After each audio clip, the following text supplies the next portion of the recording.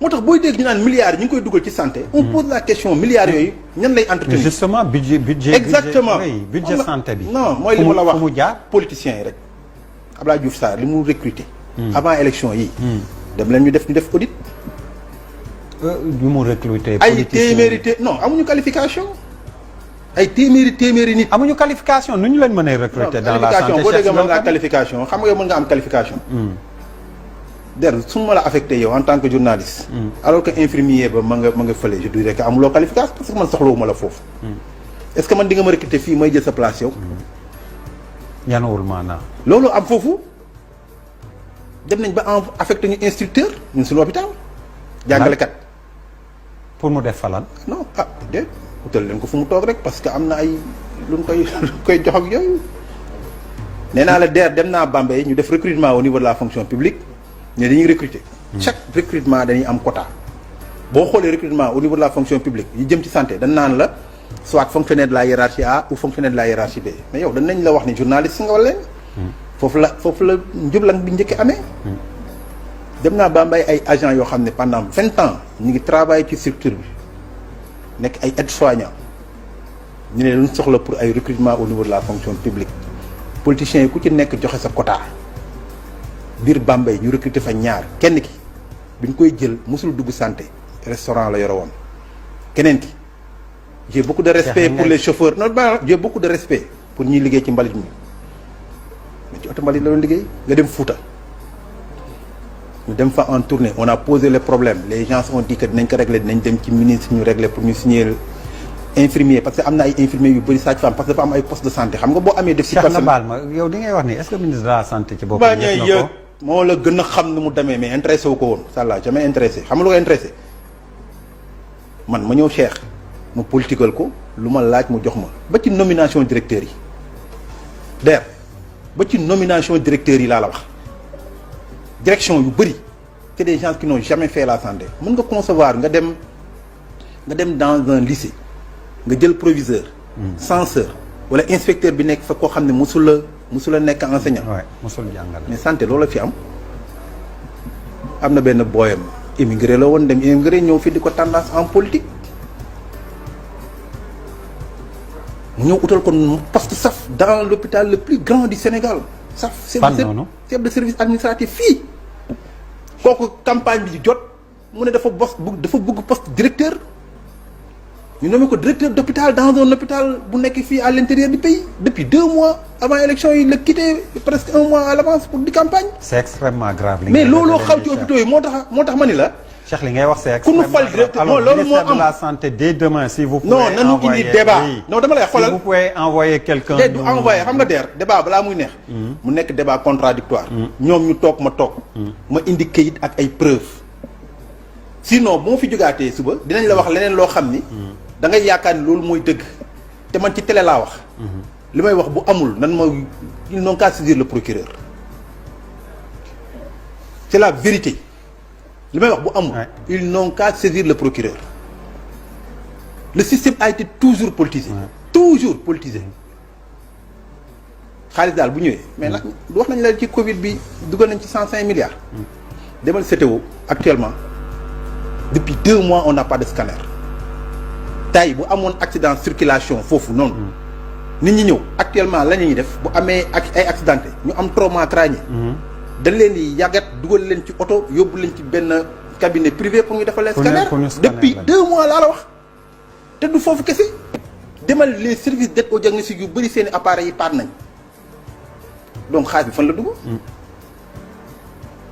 y a trop de délinquance nga baal ma ci wax CTO jamono ji amul ñaari weer dama la waxuma la benn weer ñaari weer est-ce que mës nga dégg kenn wax ci même les conseils d'administration là qu'on a mis en place là-bas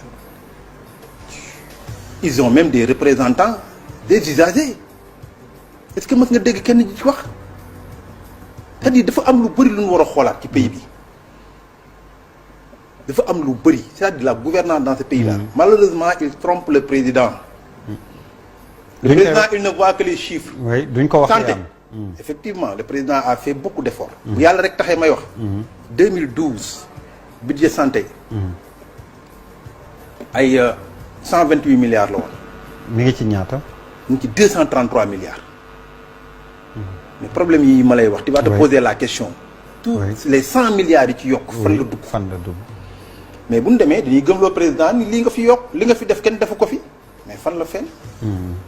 impact bi ban impact la. d'ailleurs boo demee tey ENDSS bi ñu formé infirmiers yi d'état sage-femme. oui 3e année amul kenn ils n'ont pas ouvert le. pourquoi. ça les intéresse pas. d'ailleurs recruter seen clientèle politique du wala ma di 2e année amul kenn 3e année xam nga ñaata ñoo fa nekk. 5 personnes. juróomi nit. concours bi ñu organisé woon il y a cela 2 ans ou 3 ans. oui juróom kese leen jël 5 postes budgétaires mais loolu sax ci infirmiers yi. demal ci ñi nga xam ni mooy sunu genre yi mooy les kinésithérapeutes les anesthésistes réanimateurs les techniciens en ophtalmo en biologie ñi nga xam ñooy analyser. depuis ñeenti at ubbi wuñu concours. ñun fi mu toll nii. démb rek tey ji suba rek dem naa dalal jàmm. ils sont débordés parce que actuellement benn kiné diplômé moo fa nekk. mooy hôpital bu Guédiawaye bi bu bees. oui. démb damay waxante ak DRH mu naan fi mu toll nii on a des problèmes ma ne ko di ngeen am problème parce que formé wu leen. les kinés que nous sommes matuñu 50 pour tout le Sénégal te booy yaa ngi démissionné di dem. fan yii dañu doon wax ni ñuy recruter booy yi nga xam ne ay jeunes lañ ñu génn il y a de cela truc bi ñu leen woowee ñu dañ leen di recruter. benn booy ñu ci bëri dañoo ñëw ñu xool salaire yi bi ñu leen jox fonction publique alors que ils étaient dans le privé. oui dans le privé dañ daan am jusqu'à 500 000 francs. bi ñu ñëwee fonction publique. ñaata lañ leen di proposer salaire. mais eggul 200 000 bu ñu doog a débuté. père su ma la waxee man mii. parce que bëgguma sax di wax di glorifier wu sama diplôme sama lijaasa yi ma am. parce que day mel ni damay. ut lu rëy. mais bon mun nga ñu jox misaal rek exemple. maa ngi 3e cycle en administration gestion des services de santé au César. maa ngi master en gestion des ressources humaines. tous ces diplômes sont reconnus dans la oui. maa ngi licence en gestion des entreprises. maa ngi sama diplôme kinésithérapeute. et j'ai été d'abord infirmier d'état avant d'être là. su ma nee la suma salaire eggul 250 000 doo ko gëm. dans la fonction publique sénégalaise. parce que amuñu benn indemnité. c'est là où se trouve la différence. c'est pas le salaire indiciaire. mais c'est le régime indemnitaire. c'est le régime indemnitaire parce que régime indemnitaire c'est à la tête du client.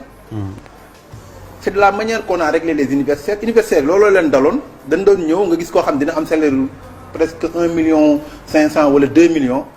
parce que tout simplement c'est en rapport avec ses fonctions ak ses responsabilités. mais boo retraité boo ko amatul tu te retrouves avec ton simple salaire indiciaire parce que les indemnités là ne sont pas indexées.